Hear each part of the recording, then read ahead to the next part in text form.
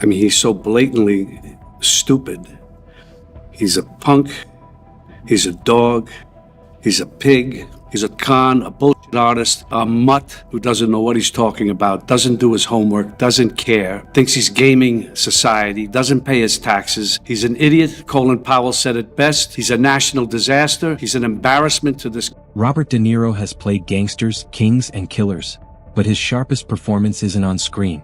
It's real, raw, and aimed straight at Donald Trump. What starts as a roast turns into an artistic takedown, a cinematic dissection of power, ego, and fear. Look at the lame, inane things that he said. He's so stupid, he can't even say anything clever or smooth. He's a moron.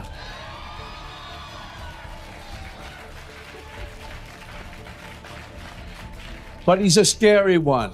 And in all seriousness, and we know it here, people have to get out and vote and vote and vote and... He's a punk, a dog, a con, a fraud. When Robert De Niro speaks, it isn't comedy, it's controlled detonation. Every word is sharpened like a chisel, striking at the marble statue of Donald Trump's ego until it cracks. This isn't a roast, it's an artistic demolition, fueled not by anger but by precision. It's me so angry that this country has gotten to this point, that this fool, this bozo, has wound up where he has. He talks how he wants to punch people in the face. Well, I'd like to punch him in the face. This is somebody that we want for president? I don't think so. What I care about is the direction of this country. And what I'm very, very worried about is that it might go in the wrong direction with someone like Donald Trump. If you care about your future, vote. De Niro doesn't scream. He carves. He strips away Trump's theatrics, revealing not a mastermind but a showman who never learned the script. Each insult dismantles the illusion of power Trump built around himself, brick by golden brick, until only insecurity remains. He is a malignant narcissist. He's a socio-psychopath. He's created some new language as far as describing somebody in his mental condition. It's so frightening and scary, and he's dangerous. The camera pans across glittering towers of glass and gold. De Niro's voice cuts through. They rise high, but they're hollow inside, just like the man who built them. What Trump calls monuments of success, De Niro calls billboards of ego, glittering shells screaming for validation. Do you think our democracy is at risk in this election? I think that it is. I always keep saying democracy is great, of course, but democracy people take for granted. It's a word that some people don't even understand. They take it for granted. It's about right and wrong, period. The guy's a monster. It's beyond wrong. It's almost like he wants to do the most horrible things that he can think of in order to get a rise out of us. I don't know what it is, but he's been doing it, and it's... His frustration simmers. De Niro recalls the absurdity of a man who talks about punching people in the face while dodging every real fight. Beneath the fury is sorrow, the pain of seeing a country lose its moral compass to a carnival barker in a designer suit. Trump, this kind of government will perish from the earth. I don't mean to scare you. No, wait, maybe I do mean to scare you. If Trump returns to the White House, you can kiss these freedoms goodbye that we all take for granted. And elections, forget about it. That's over. That's done. If he gets in, I can tell you right now, he will never leave. He will never... Bankrupt casinos, failed airlines, forgotten vodkas. De Niro lists them like tombstones in a graveyard of scams. The so-called mogul isn't a genius but a magician of bankruptcy, turning failure into branding, debt into theater, and collapse into applause. Confuse people to make them think... No, I don't think so. Why do you think, I'm curious why you would guess that there's a big group of people in this country who believe that he cares about them? I am totally dumbfounded, baffled by that. I can't understand it. And it's a thing that we've seen over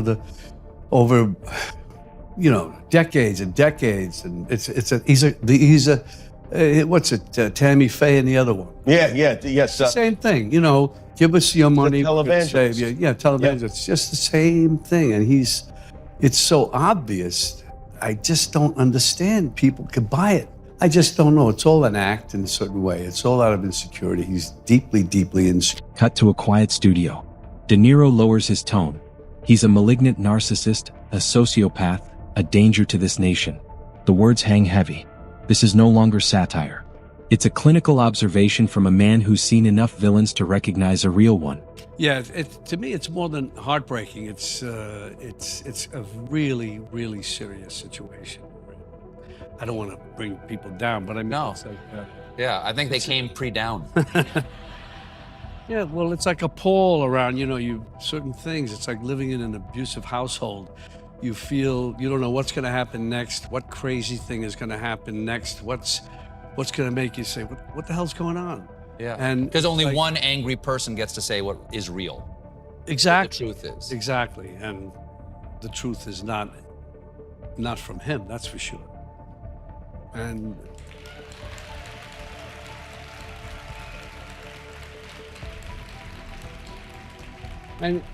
he's a Before politics, Trump was a tabloid fixture, a celebrity salesman hawking his own reflection. De Niro calls it the casting error of the century. We hired a game show host to play president. The result? A nation trapped in an unscripted reality show where chaos earns the highest ratings. redeemable in him. It can't be. It cannot be. If he wins the election, you won't be on the show anymore. He'll come looking for me. There'll be things that happen that none of us could imagine. That's what happens in that kind of a dictatorship. The language of nothing. The biggest, the best, the tremendous. De Niro mocks the endless loop of adjectives. The language of a salesman, not a statesman. Every repetition is proof of emptiness, a hollow chant replacing leadership with noise. He's more than that to me. He's sick. He is really, genuinely a sick person that somehow has been allowed into our system. And I'm tired of calling him names. He just can't be anywhere near the office of the presidency. You've played a lot of bad guys. Would you ever play Donald Trump? Never. There's nothing about him. There's not one redeeming thing in him that I can see ever. Loyalty Trump demanded, but never returned. De Niro exposes how every ally was discarded the moment loyalty became inconvenient. His administration became a revolving door of betrayal, a parade of aides walking out with stories instead of medals. Crowds, flags, chants, all the theater without the substance. De Niro sees the rallies for what they were, not patriotism but pageantry. He reminds viewers that real love of country is measured by sacrifice, not merchandise.